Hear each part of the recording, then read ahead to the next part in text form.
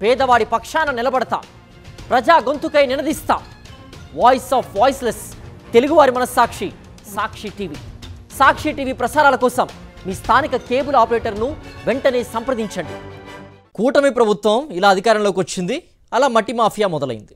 చెరువులు, నదులు తేడా లేకుండా నదీ గర్భాన్ని తొలిచేస్తున్నారు. ఇసుకను అక్రమ రవాణాకు గేట్లెత్తేశారు. మొన్నటికి మొన్న విశాఖ, విజయనగరం ఉమ్మడి జిల్లాల్లో జరిగిన మట్టి మాఫియా లీలలు విని ప్రజలు ముక్కున వేలేసుకున్నారు.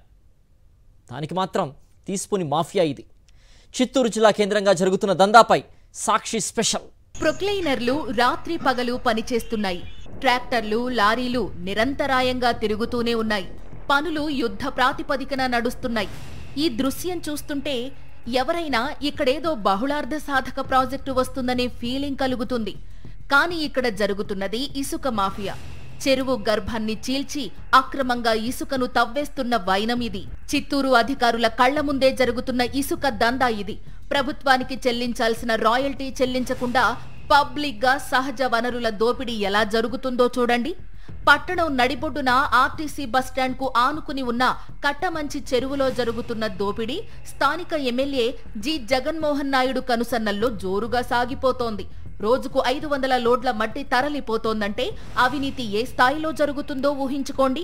ప్రభుత్వానికి కట్టేది గోరంతా, దోచుకునేది కొండంతా.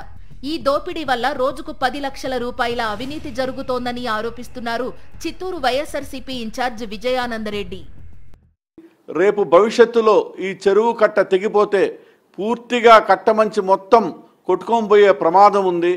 అయినా ఇరిగేషన్ వాళ్ళు కానీ, కలెక్టర్ కానీ, యంత్రాంగం, యావత్ ప్రభుత్వ యంత్రాంగం మొత్తం కళ్ళు తెరిచి చూస్తూ ఉందే కానీ దాని మీద ఏ విధమైన కట్టడి చేయలేకుండా పోతా ఉంది.